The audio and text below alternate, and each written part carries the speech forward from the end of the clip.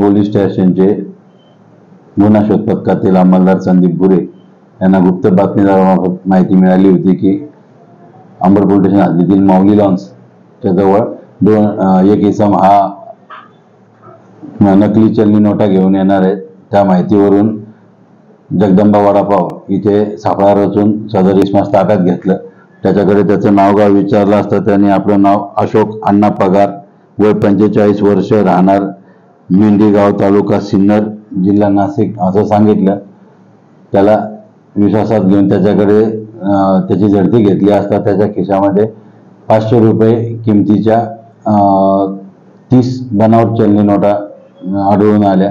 त्याच्याबाबत त्याच्याकडे चौकशी केली असता त्याने सदाच्या तो सिन्नर येथून आला असून त्याने सिन्नर येथे त्याच्या 2-3 मित्रांच्या मदतीनं सदरच्या नोटा ह्या स्कॅन करून प्रिंटरवर प्रिंट काढून केला असल्याबाबत सांगितलं।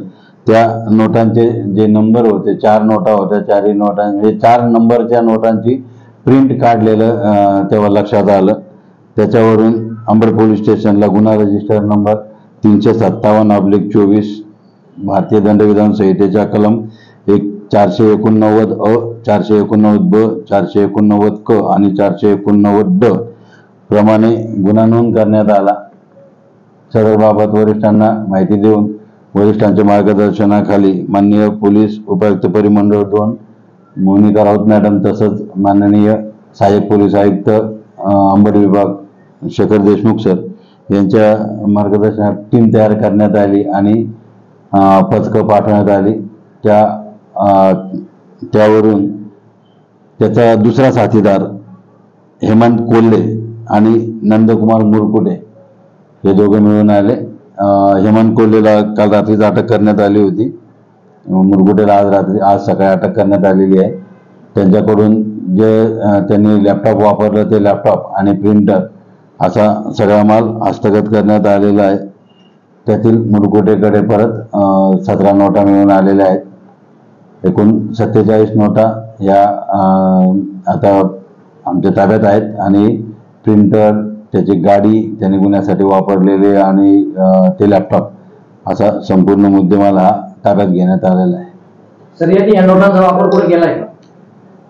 ह्याच्यापैकी 2 नोटा त्यांनी IDBI बँकेच्या याच्यामध्ये वापरल्याचं ते सांगतायत, जिथे मनी डिपॉझिटर मशीन राहतं त्याच्यामध्ये ते ओरिजिनल नोटा आणि डुप्लिकेट नोटा एकत्र करून टाकल्याचं तो पगार सांगतोय आणि त्यातून त्या 2 नोटा गेल्याचे ते म्हणतात। तसंच एक नोट त्यांनी बसमध्ये कुठेतरी चालवली आहे।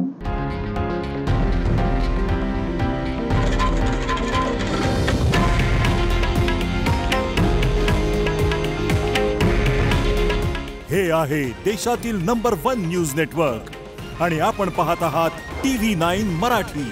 काळजी तुमची, हित महाराष्ट्राचं।